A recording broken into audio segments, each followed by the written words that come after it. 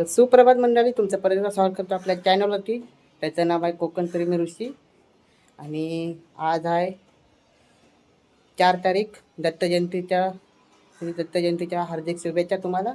आणि आज गुरुवार आहे, पण त्याच्या पण तुम्हाला शुभेच्छा. आणि आता आपण चला पूजा करूया देवीची. चला मग.